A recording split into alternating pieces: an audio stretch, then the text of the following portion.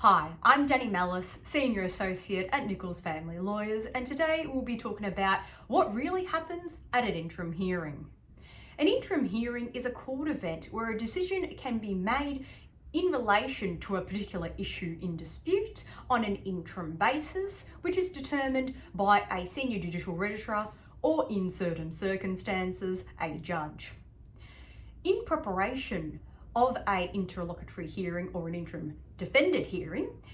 parties are required to prepare a minute of proposed order together with their outline of case documents, as well as the filing of a consolidated affidavit. At an interim hearing, the judge or senior judicial registrar will consider the material filed by both parties, as well as what is contained in their interim applications. If the parties are unable to negotiate, or they may be able to negotiate and limit the issues in dispute, the judge or senior judicial registrar will then hear submissions in relation to the outstanding matters. Interim orders, when they are made, are effective up until the matter can finally be determined, whether that be after a mediation or whether the parties proceed to a final hearing. Interim orders can also be made after a mediation to also alter any parenting arrangements or interim property, such as the sale of a property or a distribution of funds. With respect to interim hearings, the court only allocates 2 per party depending on the type of application and its urgency. An interim hearing is held only in circumstances where the parties can't agree on, for example, parenting arrangements, or, as raised before, any property such as the urgent sale of a house or injunctions, as well as any early release of the distribution of funds. It enables the urgent matters in dispute to be dealt with, and again, as raised, those interim orders remain in place until a final agreement is reached. On the date of the interim hearing, after negotiations have taken place, which may or may not be successful, the judge or the senior judicial registrar hearing the matter will then like to hear submissions from each party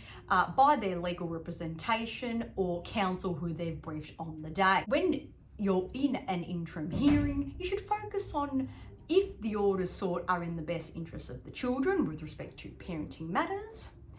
and in relation to a fair and equitable outcome with respect to property based on the current evidence.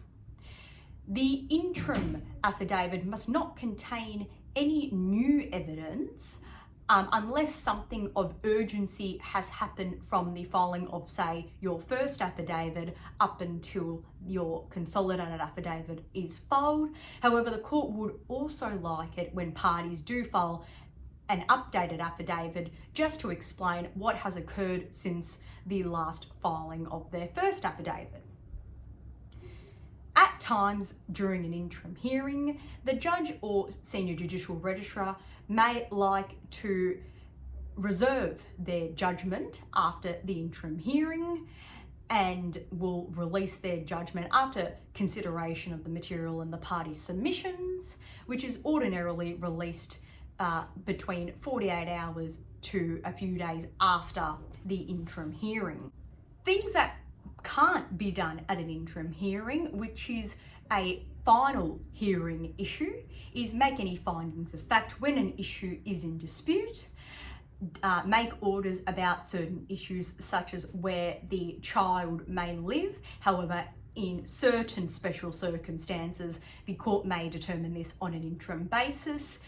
also relying on the family report, as well as making any final orders, as that is a final issue for determination, unless the parties can, of course, agree prior to the final hearing.